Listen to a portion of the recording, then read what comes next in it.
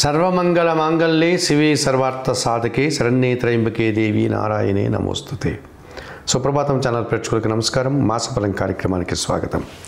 2025 September నెలలో 12 రాశుల వారికి మాస ఫలితాలు. 2025 సెప్టెంబర్ మాసంలో వృషభ రాశి వారి యొక్క మాస ఫలితాలు. ఈ వృషభ రాశి వారికి వ్యయాధిపతినటువంటి కుజుడు ఈ సెప్టెంబర్ 14 నుంచి తులారాశిలో షష్టమ భావంలో సంచరించడం వల్ల భూవాహన లాభాలు అందుకుంటారు. జీవిత భాగస్వామ్య సహకారం బాగా ఉంటుంది. కొన్ని వివాదాలు పరిష్కరించుకోగలుగుతారు. పోటీ ప్రపంచంలో మీదైనటువంటి శైలుల లాభాలు అందుకుంటారు. ద్వితీయ పంచమాధిపతినటువంటి బుధుడు ఈ నెలంతా 15 వరకు చతుర్థమ భావంలో సింహరాశిలో సంచరించడం వల్ల మీ ఆలోచనలో కార్యరూపం దాలుస్తుంది. కుటుంబం కోసం నూతన వస్తువులు కొనుగోలు చేస్తారు. మీ మాటకు విలువ పెరుగుతుంది. వ్యాపార అభివృద్ధి, ఆర్థికాభివృద్ధి, బ్యాంకు లావాదేవీలు అనుకూలంగా ఉన్నాయి. అష్టమ లాభాధిపతినటువంటి గురువు ఈ నెలంతా ద్వితీయంలో మిథున రాశిలో సంచరించడం వల్ల మీ మాటకు విలువ పెరుగుతుంది. కుటుంబంలో శుభ కార్యక్రమాల నిర్వహణ, ఆనుకోకుండా సమాజంలో గుర్తింపు, పేరు ప్రఖ్యాతులు తెచ్చుకుంటారు.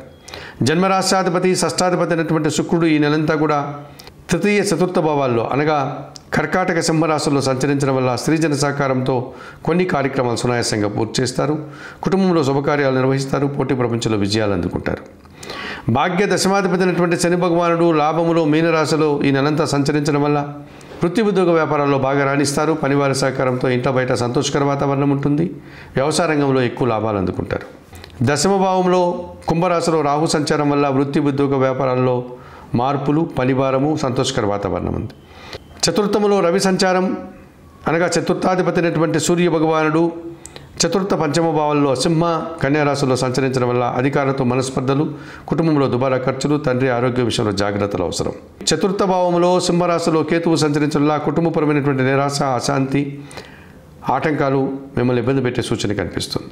2025 సెప్టెంబర్ మాసంలో వృషభ రాశి వారు చతుర్థ కేతు దోషం నుంచి బయటపడడానికి నిత్య గణపతి ఆరాధన, గణేశాష్టకము, గణపతి స్వామికి గరికమాల సమర్పించండి. చతుర్థ పంచమ భావంలో రవి దోషం ఉంది కనుక నిత్యం సూర్య భగవాన్ని దర్శించండి. సూర్యాష్టకం చదువుకోండి. గోధుమలు కానీ గోధుమ పిండి కానీ దానం చేయడం వల్ల మరింతగా మంచి ఫలితాలు అందుకోగలుగుతారు.